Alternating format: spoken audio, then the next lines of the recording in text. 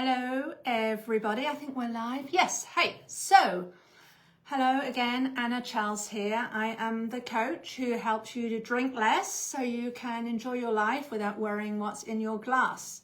Whether that means you don't want to drink anything, you just want to drink a couple now and then. And every week, every Wednesday, I come here live for 15 minutes. This is your midweek moment to basically reset and get some no-nonsense practical advice for drinking less.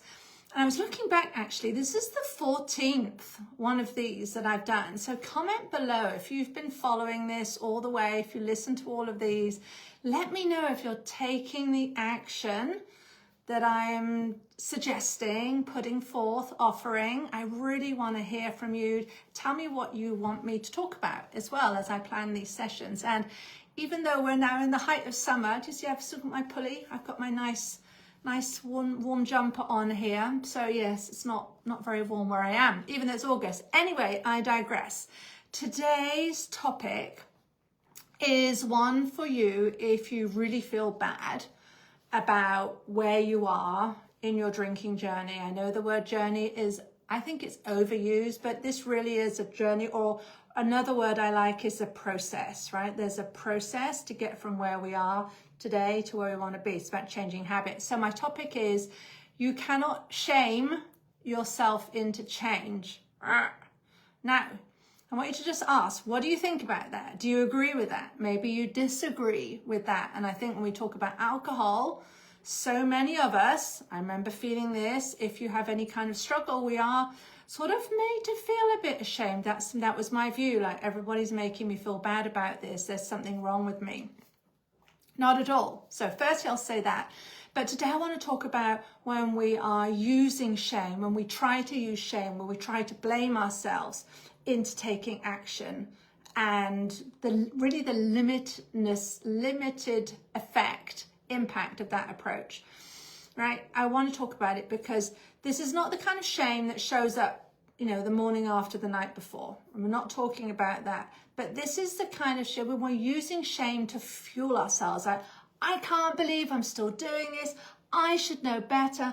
I've just got to pull on my big girl pants. I've just got to get there. I've just got to take this really seriously, because why am I still struggling with this, right? I talk about this with people all the time. I can't believe, they say, I can't believe I'm talking to you, Anna, about this.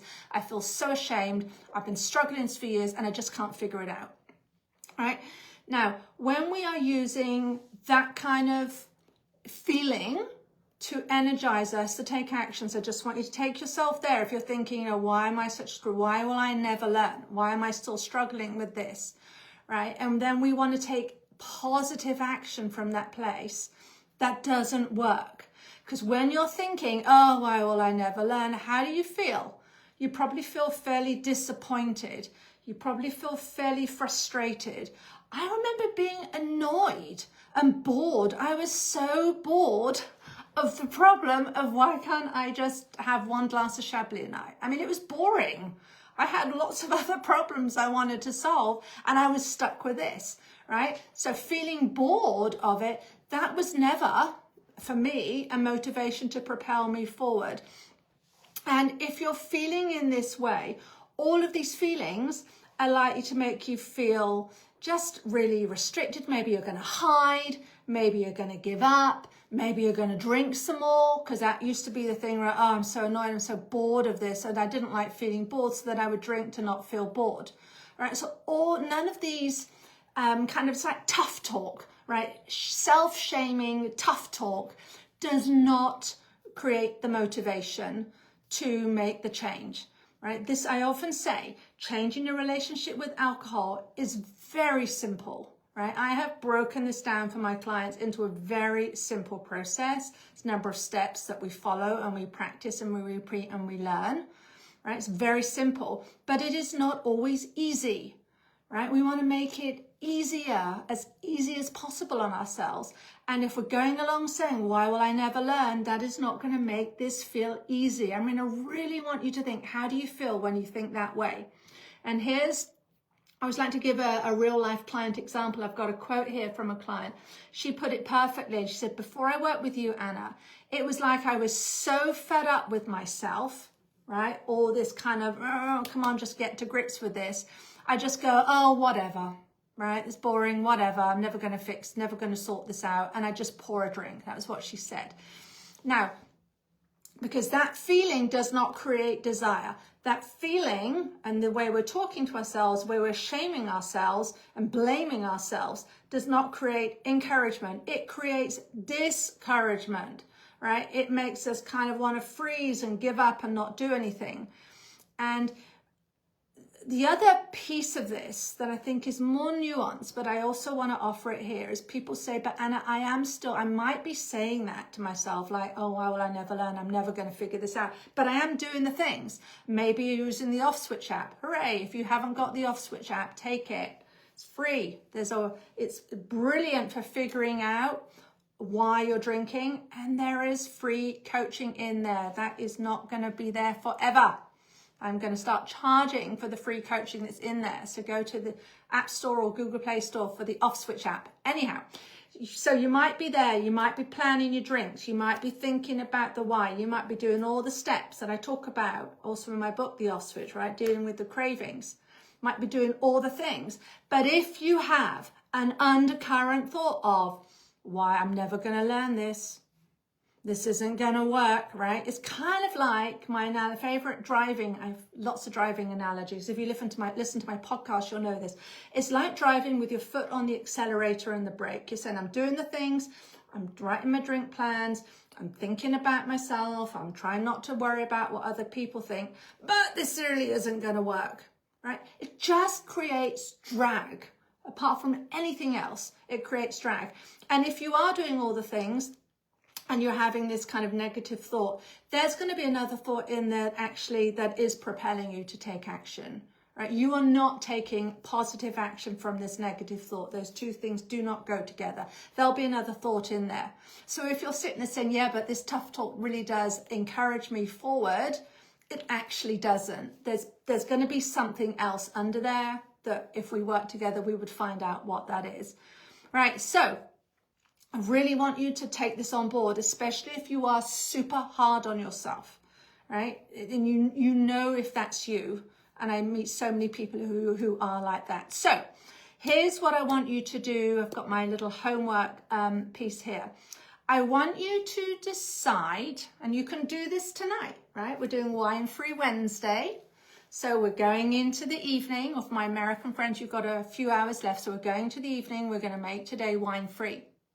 But rather than willpowering and being tough and all the rest of it, and I always say don't do that anyway, I want you, if you have this thought, oh, this is such a pain that I'm still trying to do this, right? We have these shameful thoughts and shameful feelings. I want you to pick a different feeling instead. Just want you to pick a feeling. I want you to pick, how do you want to feel this evening? Do you want to feel courageous? Right? And you might say, that is so ridiculous, Anna. How can I feel courageous about taking one night in the week to not drink? That is just ridiculous. That means no. Right? We want to say, we are taking this. This is a challenge. You find this difficult right now. Maybe we want to feel courageous. Maybe you want to feel curious. That is such a good one. Right? Be like super. If you know the Curious George children's books where George is kind of just into everything, just be on high alert. What's going on? Why is this difficult? What am I thinking? How many times do I tell myself this is a really shameful thing that you do? Why have you never learned? Right? That might be one. Another one that you might want to think about is, I'm just going to be very deliberate this evening. Right? I'm really going to slow my actions down, and I'm just going to be super deliberate with everything, not just the drinking, with absolutely everything. So you kind of go into that. I talk a lot about with feelings, it's like putting on a different dress, right? You can put on, if I put on a very smart dress, I feel very differently to if I put on something that's just maybe, you know, for going for a run, or run in a dress, but do the gardening or something, yeah? So we show up and we act differently based on how we feel. So throw out the shame dress and pick a new one tonight, and just pick an emotion and do everything around, and this is my aim. I'm going to feel deliberate, maybe hopeful. I don't normally like hopeful because I don't think we need to be we don't need hope. It's not a great long-term strategy, but for an evening, You could try it out. But, it's all different to not being shame. And I just want you to notice how different the experience is. Because while the journey might be hard, we can enjoy it a lot more. We do not have to struggle our way through it. I often say the difference between something being hard and something being a struggle is how we talk to ourselves. You can do something that's hard, but if all the time you're doing it saying, well, I shouldn't find this so hard. It's ridiculous that I'm still having to listen to Wine Free Wednesday. It's ridiculous that I'm 52 and I still can't do this, right? That is going to make this so much harder and just a much more negative and not fun experience when it can be fun to learn about yourself. I was coaching a client yesterday. I was saying how much fun it is to actually learn about themselves, right? And if we took that approach, then can you see that you're going to make further strides forward because you're not sort of mentally flogging yourself every time you do something. So that's what I want you to think about. I want you to take a different feeling and we're just going to swap out the shame. We're going to decide we're not going to go that way. We're just going to try it for today and we're going to take on a completely different feeling, and you will notice it comes from your thoughts. And it's wild when you really notice this. Once you see it, you cannot unsee it. All right, what else? I offer something else as well. As you do this, if you find this really hard and you find you're still defaulting to, I shouldn't have to do this.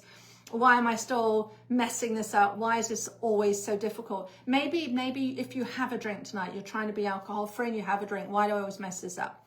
Use the tip that you often hear. Well, how would you talk to a friend if a friend was talking that way, right? How would you talk with them?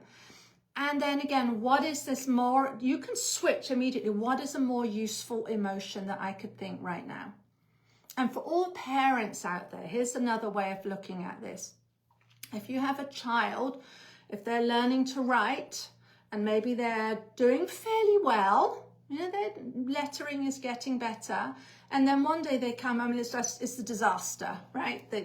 It's just really illegible or whatever. We wouldn't then start shaming them and saying, what is this?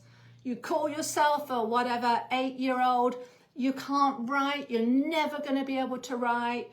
No one's ever going to read this. This is, you're basically written off. We wouldn't say that.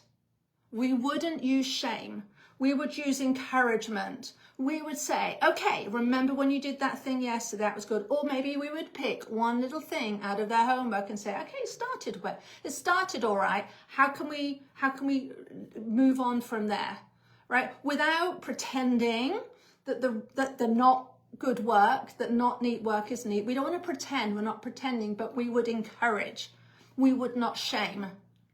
So we don't want to shame ourselves. Now, if anybody watching, if you have got a couple more minutes only, if you have questions on this, if you want to comment or ask me a question, I'm very happy to respond right now. And for any of you who watch this in the recording, the replay, you can upload your question. I'm very happy to answer it there. And for those of you who might be new to this, Facebook removes these live posts after 30 days. So I always house them on the 90 Days Later with Anna Charles YouTube channel. So they are always there in perpetuity. Okay, so has anybody got questions? Otherwise, I will call this a day and let's all just do Wine Free Wednesday, right? We're going to take this one day in the week.